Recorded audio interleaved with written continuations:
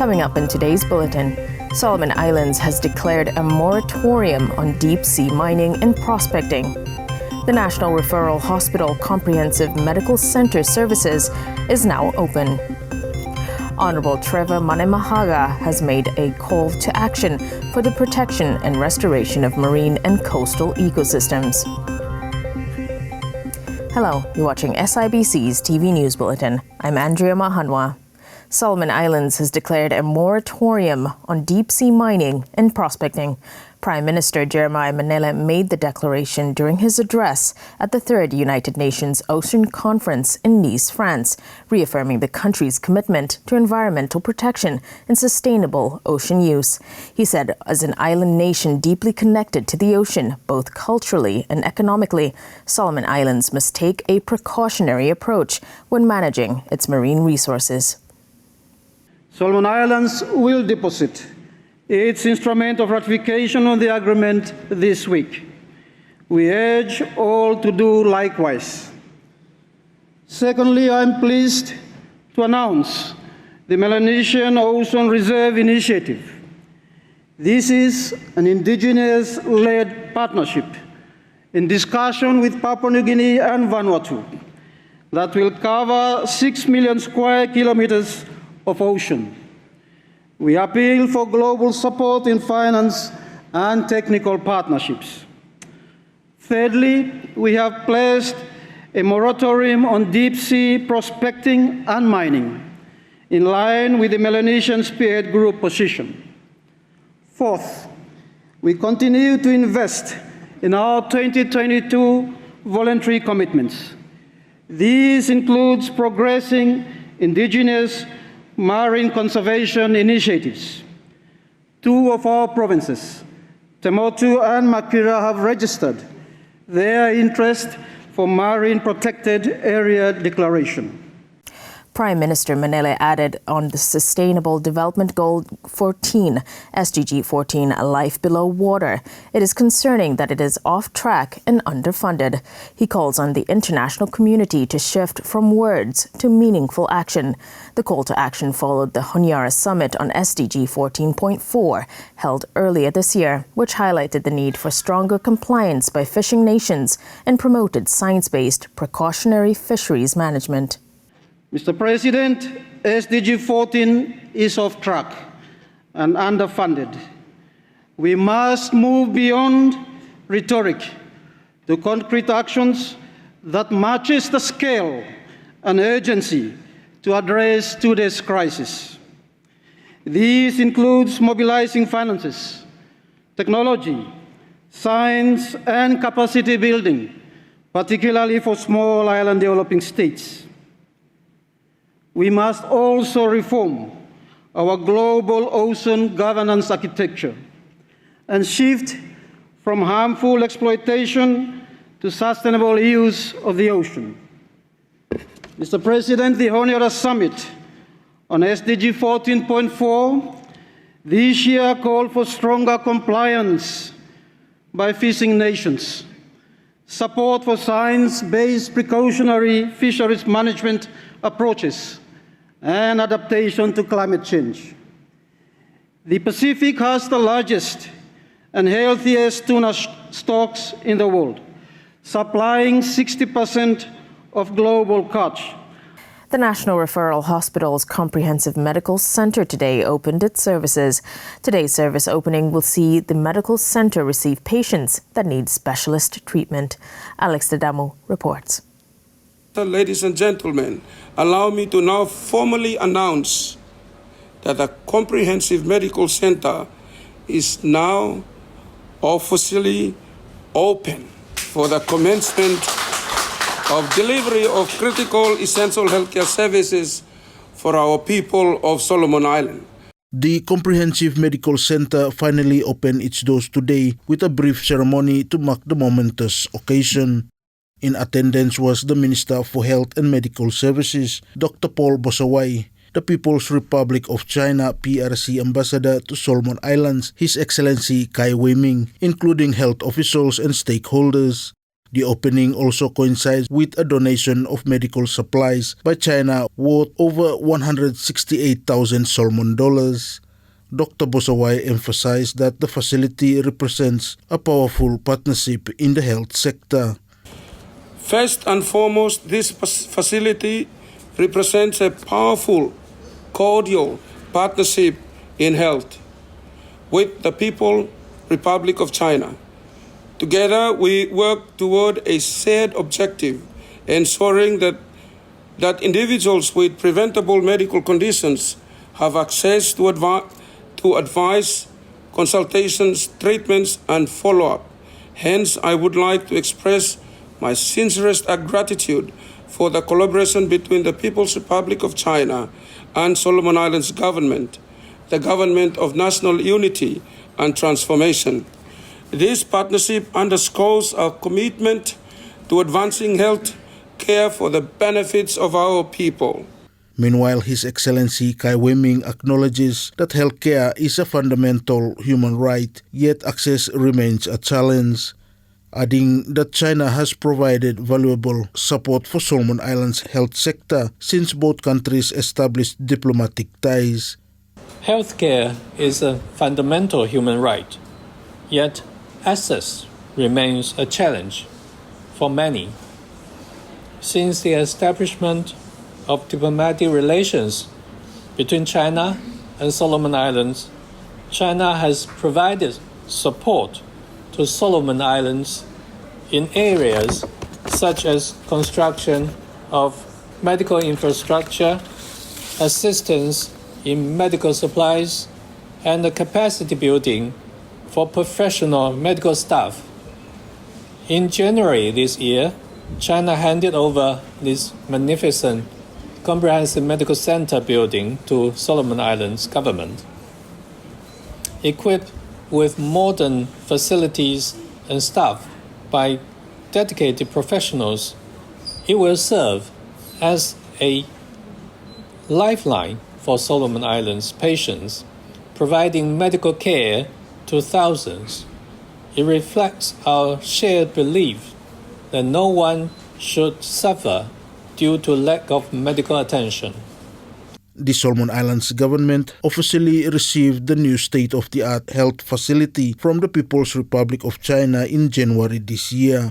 The SBD $90 million four-story building project is an upgrade to existing medical care services in the country, focusing on comprehensive and quality healthcare services for patients with heart diseases, kidney diseases, prostatic diseases, including highly specialized interventions for non-communicable diseases. Alex Dadamu for SIBC TV. Solomon Islands Environment Minister Trevor Manemahaga has urged the international community to strengthen its efforts to protect and restore marine and coastal environments, warning that the survival of the Pacific Island nations depends on urgent and united global action. Sharon Anau reports. The Minister for Environment, Climate Change, Disaster Management and Meteorology, Honorable Trevor Manemahaga, made a call to action for the protection and restoration of marine and coastal ecosystems. Honorable Manemahaga made the call yesterday during a panel session at the United Nations Ocean Conference in Nice, France. Honorable Manemahaga participated in a climate action panel and reaffirmed the deep cultural and environmental importance of the ocean to the people of Solomon Islands. He urged for renewed regional and international collaboration. In response, the country calls for renewed regional and international collaboration grounded in trust, fairness, and genuine partnership. We urge mobilization of financial and technical resources that supports innovative, science-led approaches that are enriched by our traditional knowledge, cultural leadership, and community wisdom. Honorable Manemahaga noted that less than 1% of the country's vast marine territory is currently protected despite some national progress. Although we have made progress, such as establishing key marine protected areas and integrating biodiversity into national development policies, our current protection covers less than 1% of our vast marine territory, substantially below the national commitment to protect 15% of our marine space and the global biodiversity conservation target of 30% by 2030.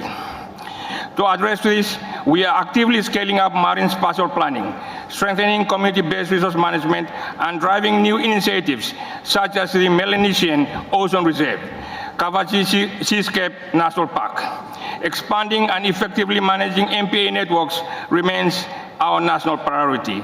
In this context, we also support the development of a robust post-2020 global biodiversity framework, and we are in the process of updating our national biodiversity strategy and action plan 2025 to 2030. The government in a statement expressed commitment to being a strong voice for ocean stewardship in the Pacific and on the global stage, and continues to call for ambitious and inclusive action to safeguard the world's oceans for current and future generations. Sharon Nanau, SIBC TV. The Christafari Reggae Band tour of the Melanesian region is now in the Solomon Islands. Alex Dadamu with more.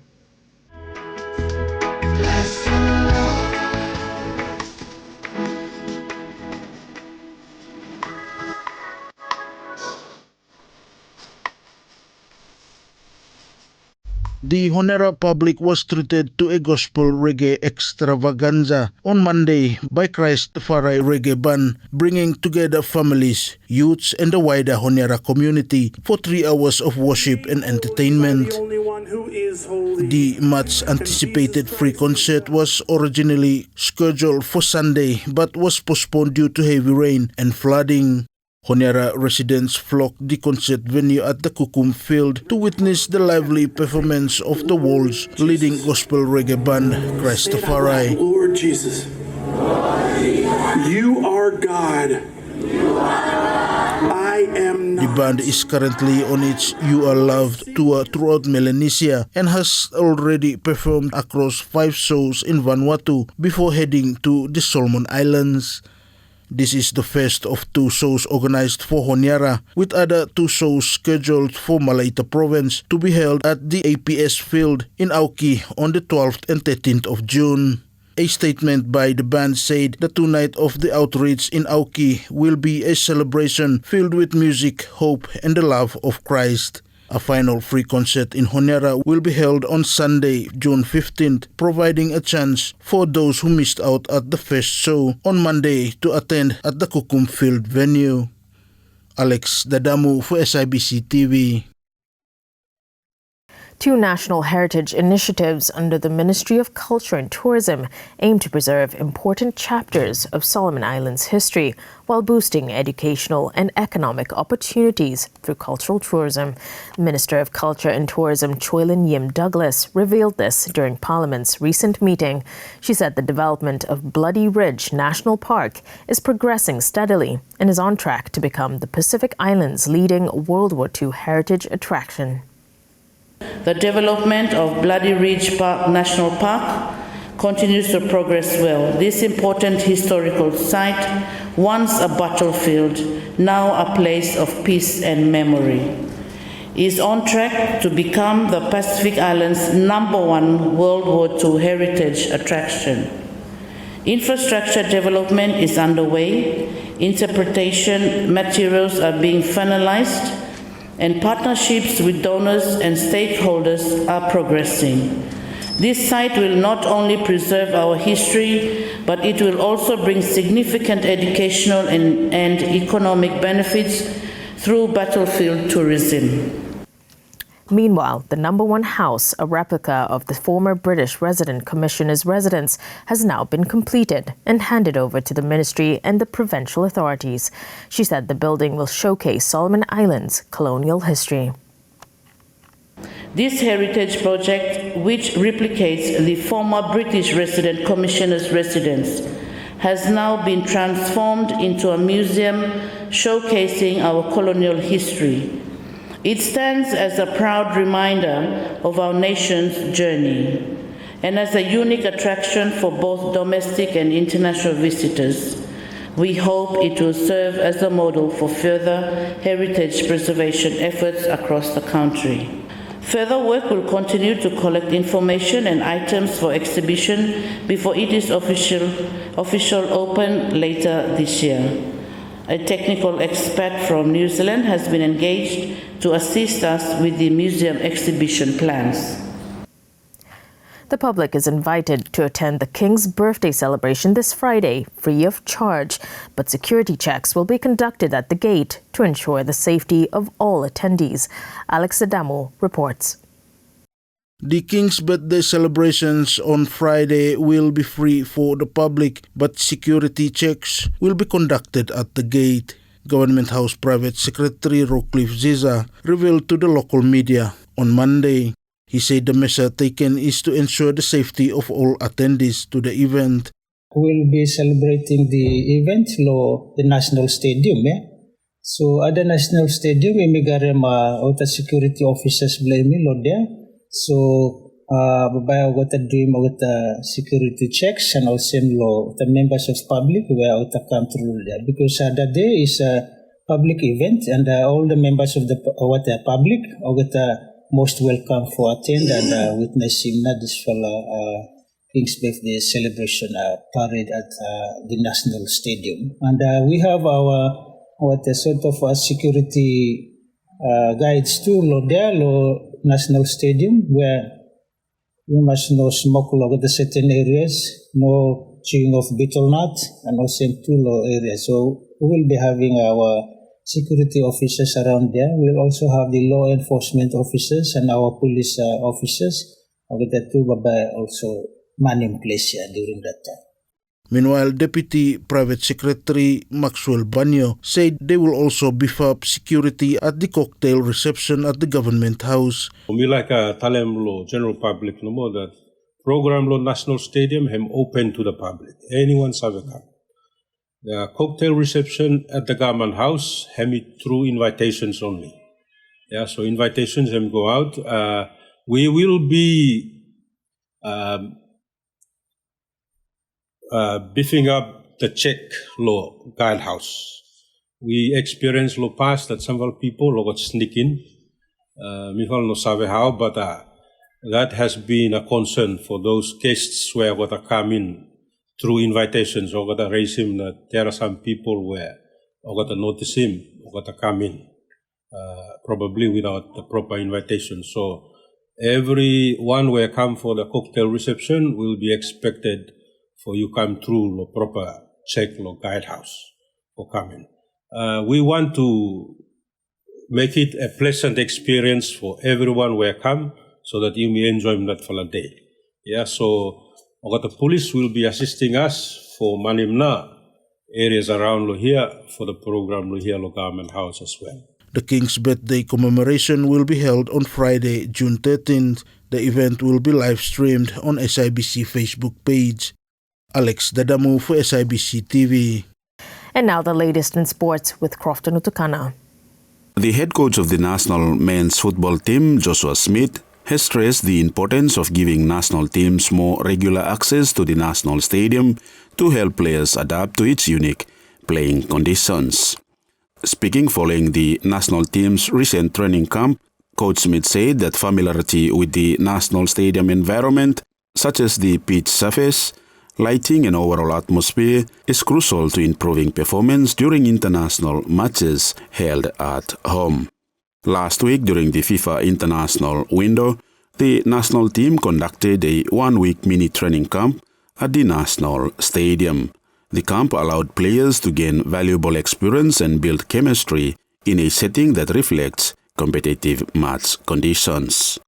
Coach Smith expressed his appreciation to the National Sports Council and the Solomon Islands Football Federation for their support in organizing the training camp and granting the team access to the National Stadium. The first time we've had the National Stadium, so very thankful to National Sports Council and for SIF to be able to get this across the line. I think it's important for the players to train here and this to feel like home. I said, I don't think the national team's actually won a game here yet, which makes me think, okay, is it not a regular place for them? You know what I mean? Lawson Tama, a very iconic stadium. They played a lot of games there, trained a lot of times there. it feels like home. So for us, we need to make this venue more available for all of our national teams, and our Champions League teams, so that it does feel like home. We need a home ground advantage, and at the moment we don't currently have that with this beautiful stadium. So I think these camps and these opportunities to bring the team here more regularly will start to make that happen. And that was your sports updates. Crofton Otukana, SIBC TV. And that's news. Follow us on sibconline.com.sb and our SIBC News Facebook page for more of our latest stories. Thanks for watching.